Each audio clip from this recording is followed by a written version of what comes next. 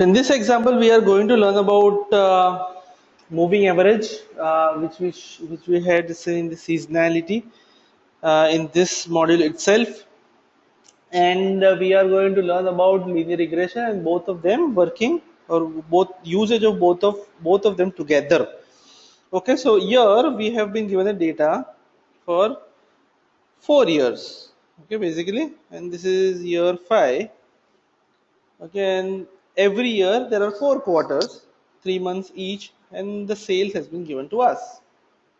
Now, our endeavor is, depending on the sales which has been given to us, we have to find out the forecast for the next year.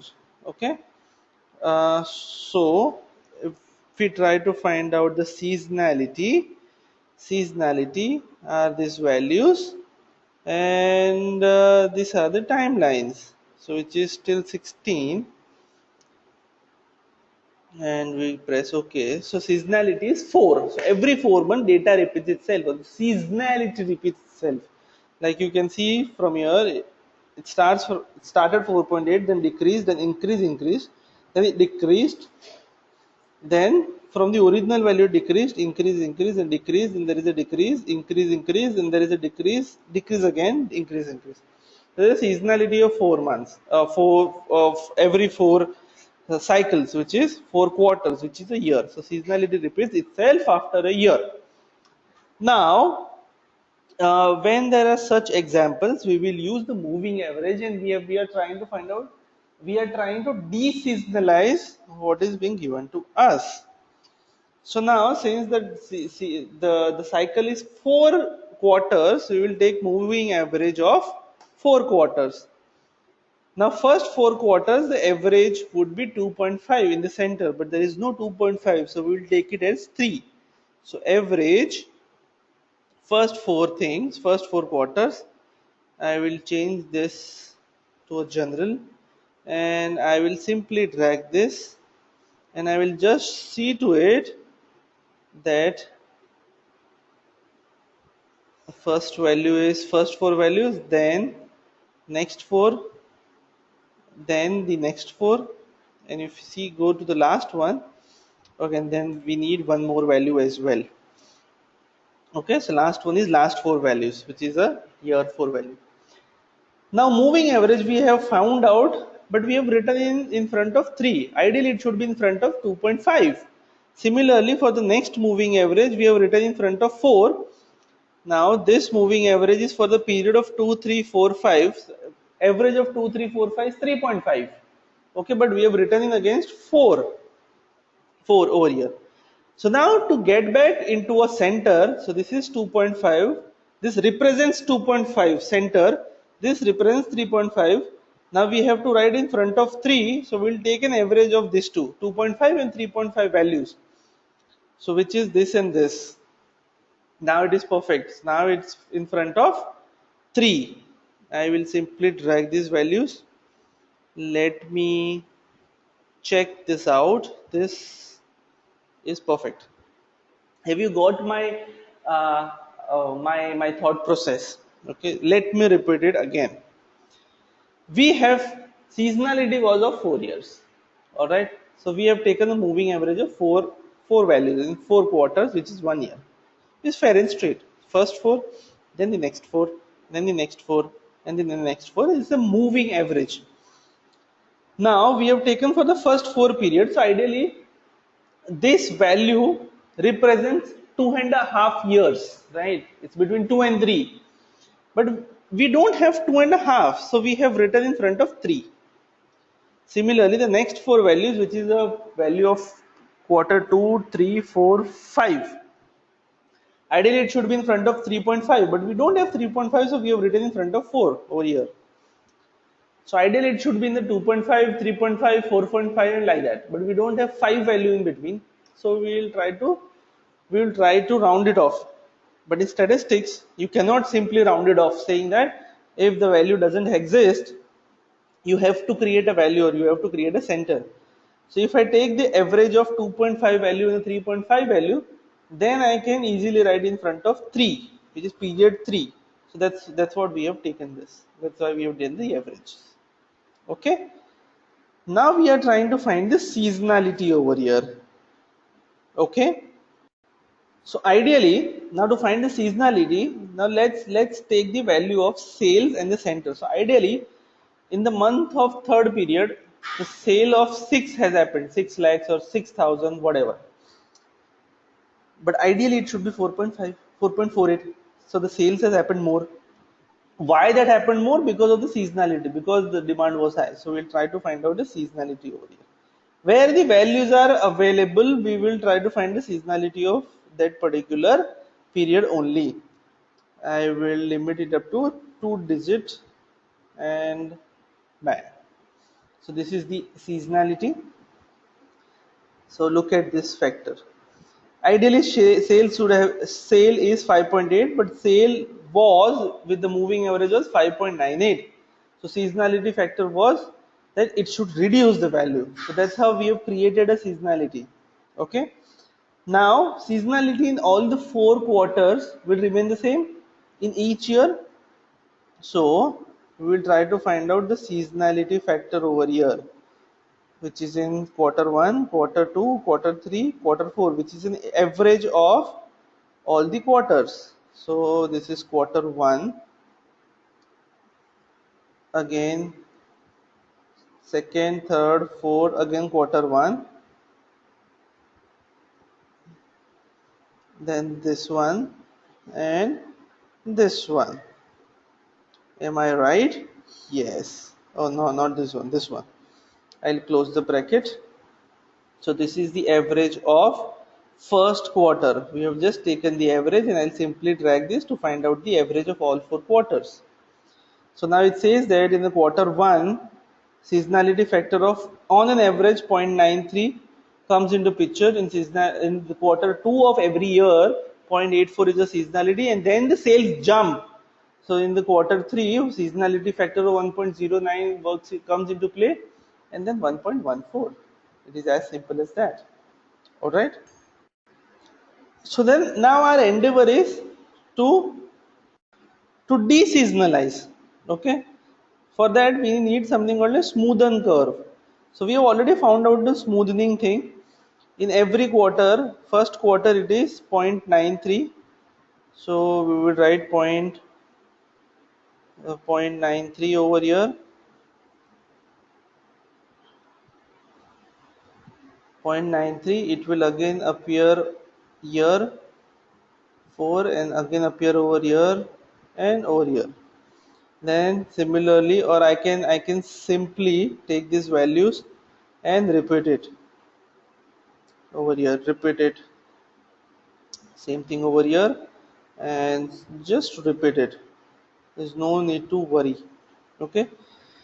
And then now we are trying to deseasonalize. So we are just trying to understand, had it been no seasonality factor into play, then what would have been the sales?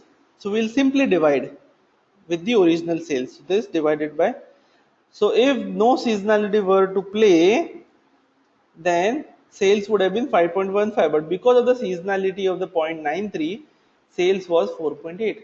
We are just trying to reverse the entire process, and this is what it is. So this particular column says that if we deseasonalize everything, then what would have been the output over here? Okay. So that's precisely the points. We have deseasonalized everything. Okay. Now we are just trying to find out what is the trend and what is the forecast over here. Okay. Now to identify the trend, we need to do the linear regression. That's why this example is a little complicated.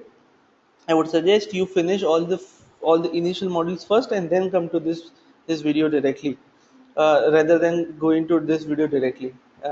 You have to watch all the videos first and then you have to come here. Now to find out the trend, so we are trying to find out what are the sales respectively with the periods. Okay. So we are doing the simple linear regression. So we will go to data, we will go to data analysis, we will go to regression. Our y is number of periods, which is from here till 16 because we have data till here, and our x is the sales part. So we figured this out. We don't need the residuals as such. We just need the labels, and yeah, this just need the output, and we need to change this output to somewhere over here. Let's say 34, A34, and we click OK. We see that our R square and adjusted R square is too low, so the regression is not good. However, we'll still go ahead and complete this. So when we say we can go ahead with this, with the R square of 0.5 and adjusted R square of 46 or 0.46 with p value and significance as under consideration, we are not looking at the healthy output over here. Okay, so now let's understand what exactly we are trying to do over here. We are trying to find out a trend of a sales. Okay, so now whatever the data which we have taken over here, which is for an input y is a dependent variable, which is y, so we have taken this wrong at all.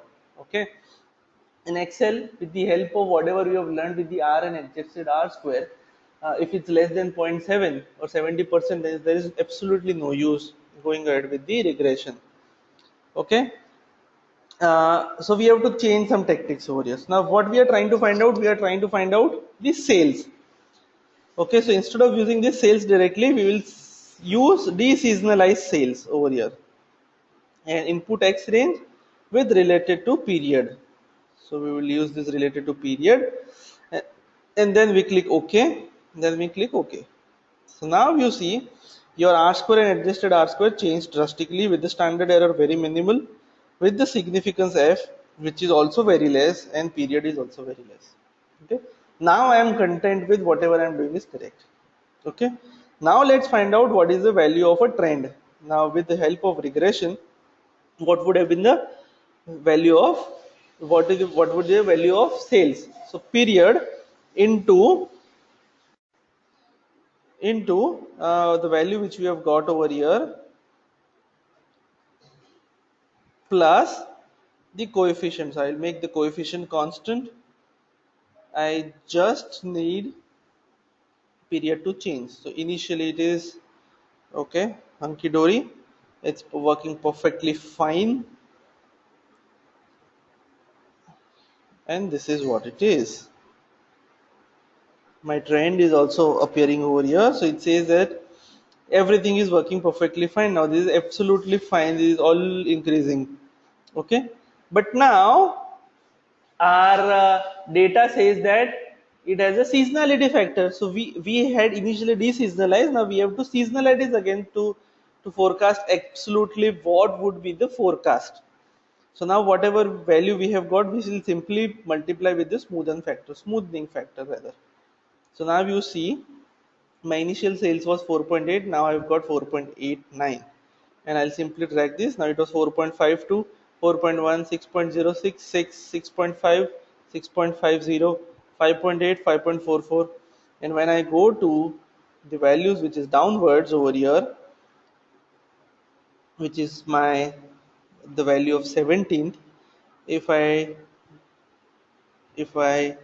take this value, smoothing value, which is over here, I'll simply paste this, I will get the value over here. So it will be from 8.52, it will come down to 7.09, then 6.49, then 8.63, and then 9.19.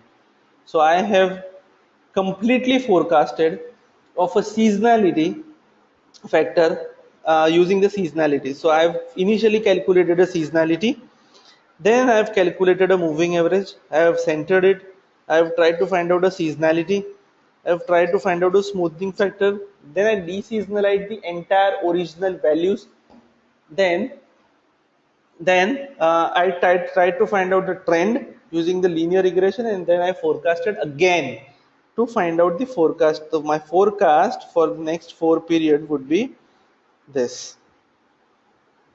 And this is how I use moving average, the concept around it, and the linear regression with the seasonality or whatever we have learned as of now so far.